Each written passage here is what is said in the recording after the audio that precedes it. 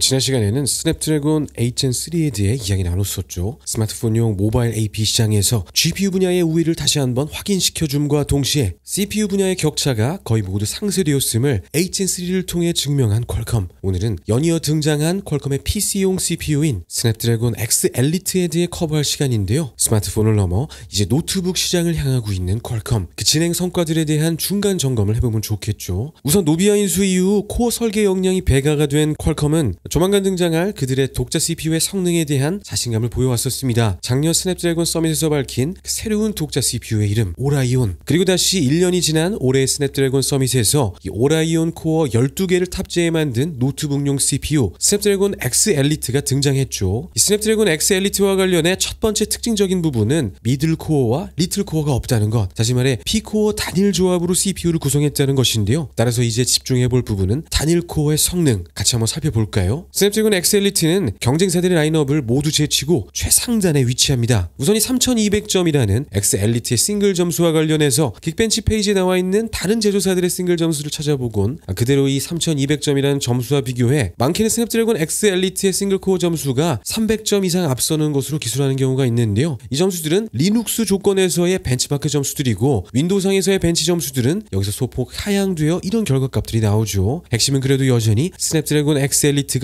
최상위권에 위치한다는 것. 퀄컴이 그토록 오라이온에 대해 자신했던 이유들이 있었습니다. 특히 이 오라이온의 싱글코어 점수는 애플의 M 시리즈에 그것을 능가하는 점수이기 때문에 업계에 큰 파장이 있었는데, 앞서도 이야기한 것처럼 퀄컴은 이 스냅드래곤 X 엘리트를 설계하며 별도의 미들코어나 리틀코어 없이 이 오라이온 코어만을 활용했죠. 그것도 무려 12개를 응집시켜서 말입니다. 이제 X 엘리트의 멀티코어 성능을 확인할 시간인데요. 우선 점수를 보기 전에 반드시 정리하고 넘어가야 할 부분이 있습니다. 바로 X 엘리트의 SKU 구성. 보통 이 노트북 시장도 아주 다양한 세그먼트로 구성되어 있기 때문에 로직 반도체 기업들은 세그먼트별로 타겟 와트수로 나눠 제품 라인업을 꾸리게 마련이죠. 초저전력, 저전력, 미들레인지, 또 하이엔드, 이런 식으로 말입니다. 하지만 퀄컴의 경우는 전체 물량 자체가 많지 않기 때문에 여러 개의 라인업을 가져가기 어려운 상황. 하나의 세그먼트만을 집중 공략하고 다른 곳은 포기하는 선택지밖에 없어 보이는 상황에서 퀄컴은 동일한 설계의 제품을 가지고 복수의 세그먼트를 공략하려고 합니다. 바로 이렇게 말이죠. 80W까지 소모하는 고클럭 버전과 23W로 전력이 제한된 저전력 버전이 하나의 설계에서 나와 각각의 시장을 대응하는 모습. 이를 통해 퀄컴은 팬리스, 일반, 하이엔드 시장을 모두 공략할 수 있다 설명하는데, 이 같은 전략의 배경에는 다양한 라인업을 꾸리기 어려운 현재 퀄컴이 처한 상황적 이유도 있지만, 반면 이 오라이온과 관련한 퀄컴의 자신감도 함께 엿볼 수 있는 부분이죠. 그만큼 넓은 스펙트럼 전체에서 전성비가 자신 있다는 것인데, 하나의 설계에서 고클럭 버전과 저전력 버전으로 나눈 X 엘리트, 이제 그 멀티 실력을 볼 차례입니다. 모바일 CPU 시장의 주요 제품들, 그리고 X 엘리트는 이 중간 정도에 위치하게 되죠. 여러분들은 이 표를 어떻게 분석하고 계신가요? 어떻게 보면 그리 대단해 보이지 않아 보이는 이 그래프, 하지만 이 상단부의 라이젠 9과 랩터 레이크의 하이엔드 모바일 라인업들은 기본적으로 피크 전력이 100W를 훌쩍 넘기는 준 데스크톱 레벨의 전력을 요하는 CPU들이란 점을 염두에 둬야겠습니다. 그리고 나면 이 X 엘리트의 포지션에 대한 더 명확한 평가,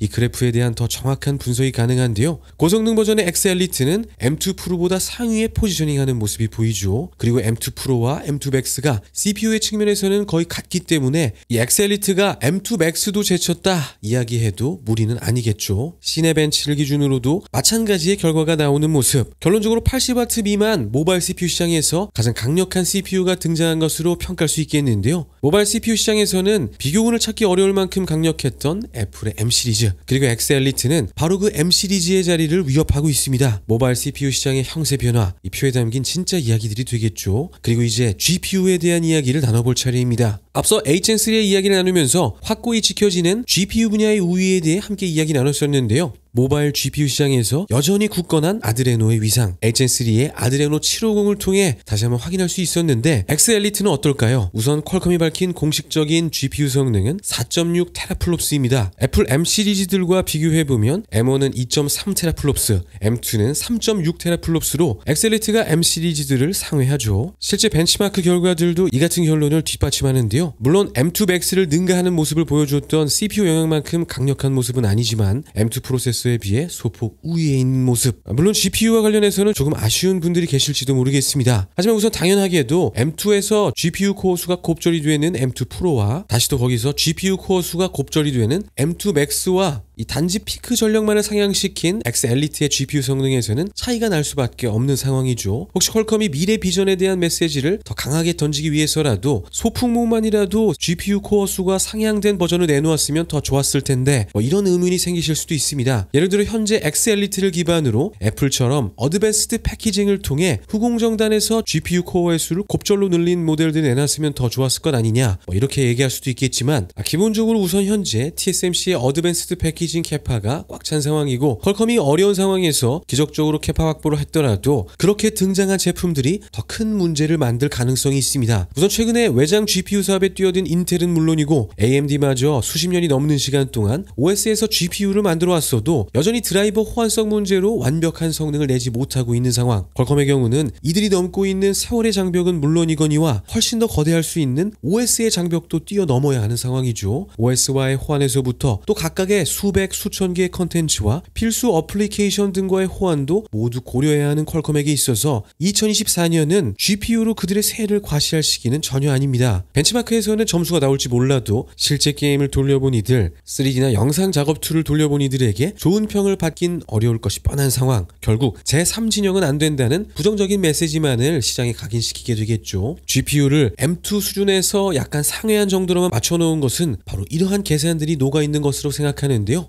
그래도 개인적으로 이번 X 엘리트는 퀄컴이 시장에 전달하고 싶은 메시지, 퀄컴이 단지 스마트폰 시장의 모바일 AP 제조사가 아닌 이제 노트북, PC, 장기적으로 서버 시장을 노려볼 수 있는, 그래서 이제 당당한 로직 반도체 패권 전쟁에 참여하는 유력 진영 중 하나가 되었다는 메시지를 던지기에 충분했다고 생각합니다. 기본적으로 지난 세대들은 물론이고 이번 세대가 되는 A17 프로와의 대결을 통해서 이미 GPU 설계 우위가 지켜지고 있음을 명확히 입증한 퀄컴이죠. 시간이 걸리겠지만 천천히 드라이버들이 최적화되는 시기를 기다려 언제든 퀄컴도 PC용 GPU 시장, 더 나아가 아주 장기적으로는 AI 엑셀러레이터 시장도 노려볼 수 있는 가능성이 있습니다. 따라서 애초에 퀄컴이 증명해냈던 것은 CPU 설계력이었는데요. 오라이온과 함께 등장한 X 엘리트를 통해 퀄컴은 이제 업계에서 가장 강력한 싱글 코어 성능을 가진 코어 설계력을 갖게 되었음을 증명했다는 것. GPU와 통신, 2030년대를 위한 가장 강력한 퍼즐을 쥐고 있던 기업 퀄컴은 이제 마지막 퍼즐을 맞추고 새로운 시대를 위한 그들의 미래 비전을 시장에 제시하고 있습니다. 스냅드래곤 X 엘리트 출시에 담긴 의미, 퀄컴이 이야기하고 싶은 메시지들과 로직 반도체 시장의 형세 변화를 일으킬 주요 모멘텀들에 대한 대략적인 정리가 되시나요? 2019년 애플이 M 시리즈를 내놓으며 만들어냈던 그 엄청난 반향, 스마트폰 시장을 넘어 노트북, PC 시장으로 북진하는 모습이 이제 안드로이드 진영의 맹주 퀄컴의 움직임 속에도 그려지고 있습니다.